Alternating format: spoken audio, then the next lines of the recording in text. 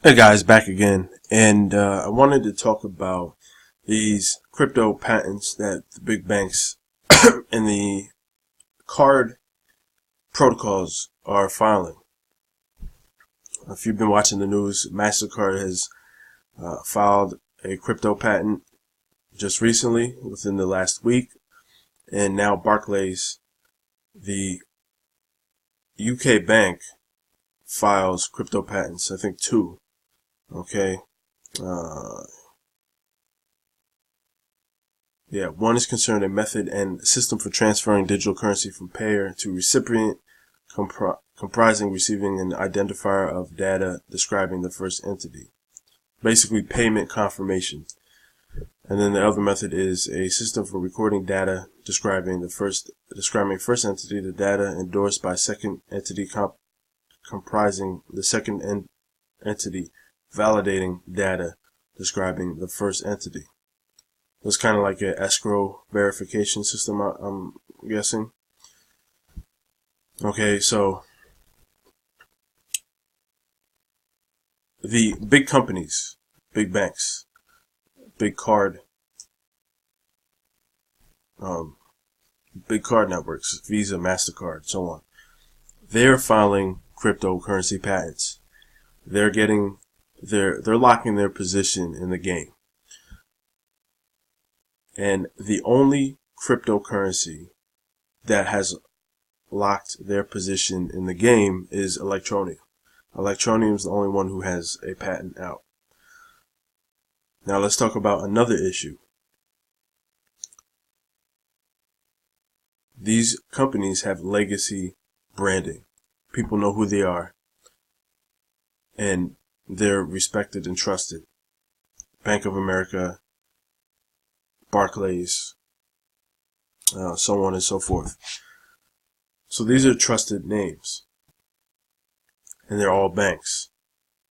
Most of the cryptocurrencies out there are not trusted names, and they're not banks, and they don't have any legacy. They don't have any marketing. And that's where TokenPay comes in. TokenPay has a bank. Alright, so does Litecoin now, and so does Verge. Alright, so those are three coins that have a bank.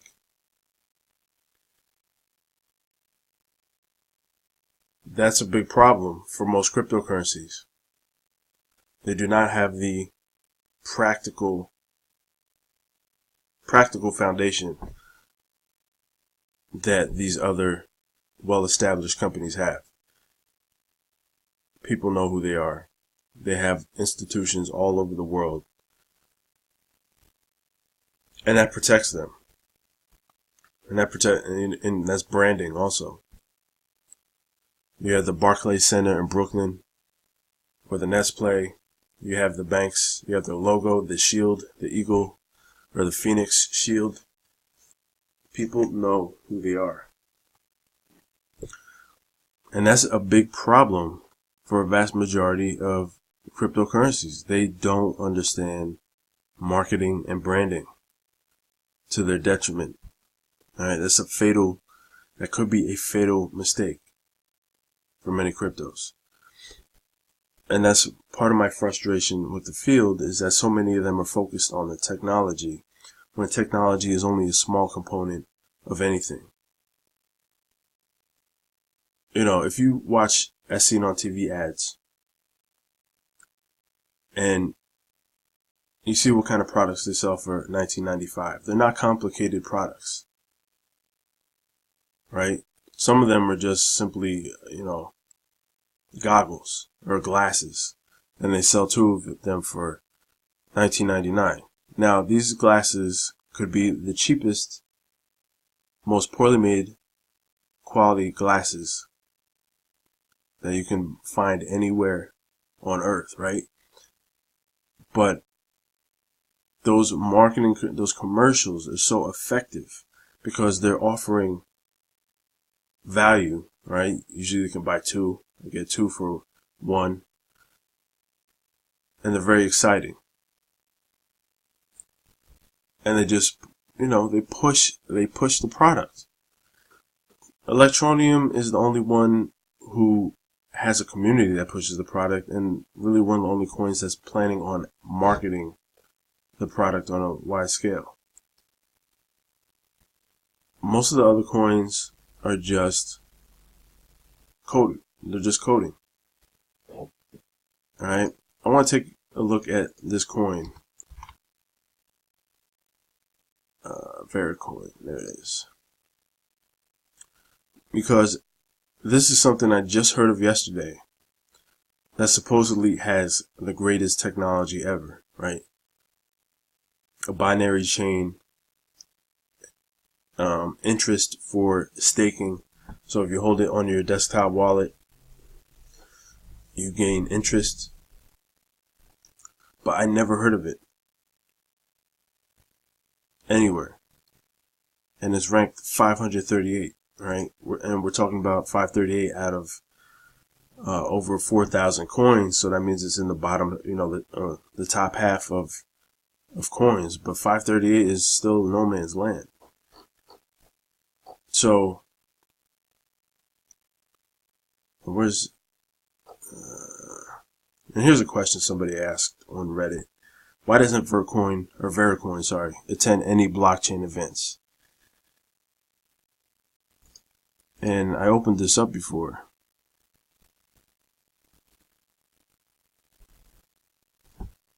Doug Pike, I'm assuming, is the COO or whatever, the lead developer. And here we go. I think it'd make more sense after the binary chain is actually running. Why not before and after? And that's the same thing I say. I mean, you can promote just as far as branding. Branding is part of a component, and awareness is part of a component of marketing. People generally do not buy things or commit to something if they never heard of it before. So you can market before anyone actually hears of the coin or before the actual technology is available. You create brand awareness. And then after the chain is up, then you market that product. So I always think that's a mistake. But the thing about Electroneum is that the people are heavily promoting the brand and product. Electroneum. You see it everywhere online. Now the company just has to step in and do their part of the marketing. But nobody is marketing Vericoin at any level. And that is the problem with most cryptos. Nobody knows they exist. They're just code.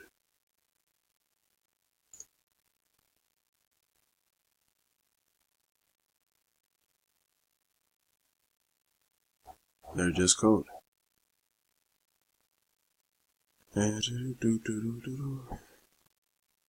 Launches API for large scale US traders.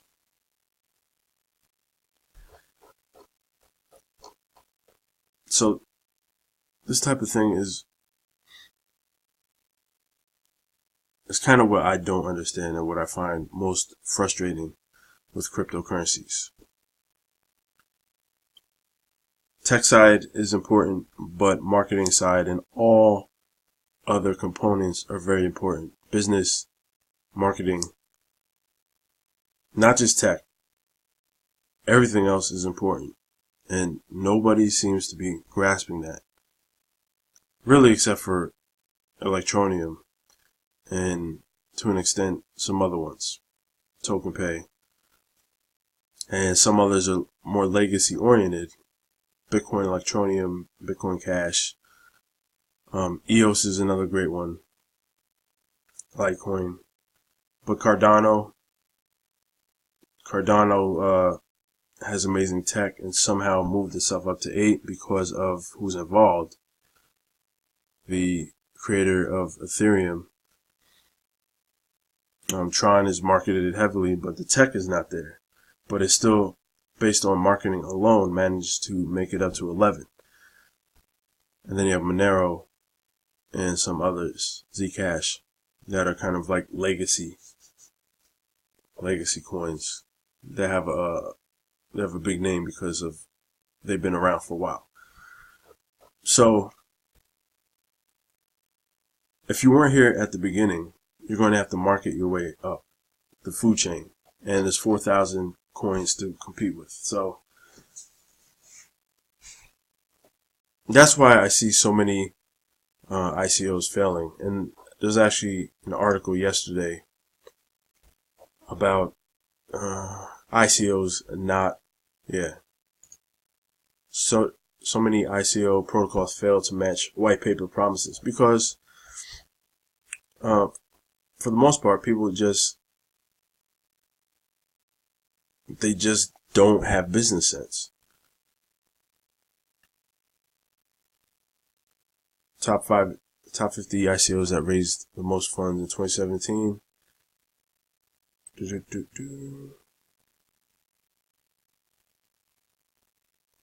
Alright, so only 20% of the 50 ICOs they studied, Codebases matches the promoter's promises. So that's another reason why ICOs largely have kind of fallen off the map. And there's not much enthusiasm for them because many of them we've seen already.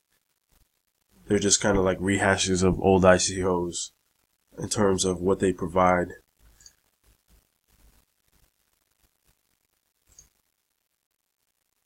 Alright, let's take a look at this one. VibeQ.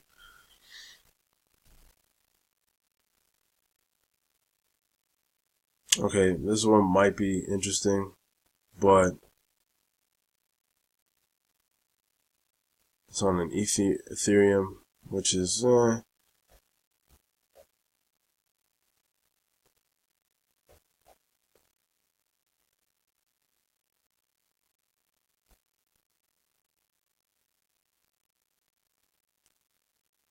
this is cool. At least they have the app is already out. But you know, here we go with the lines again. I always talk about that. What is this about? I don't understand.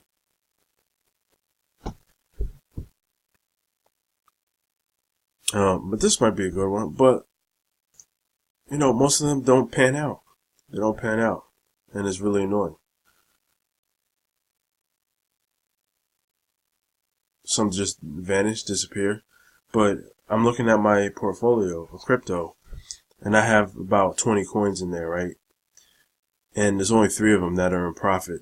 Some of them have gone down, you know, worth like, you know, $4 for thousands of them. So you really have to be selective in picking ICOs. And my move now, for the most part, is to just pick established tokens, established coins, and coins that I see with the vision. I see them actually following through with steps on their roadmap. And that's what I saw with Electroneum. I saw that with TokenPay, Basic Attention Token, EOS, and a few others. But for the most part, a lot of them are just not good. So anyway, guys, do your due diligence, study, make sure the backgrounds of the people who are creating these ICOs are good. Make sure the actual idea itself is solid, and go from there. But I'm sticking with, you know, gaining more positions in coins that I already have that are in profit or near profit. Alright guys, so please check out Brave, Basic Attention Token. Link will be in the description box, and I will talk to you later. Peace.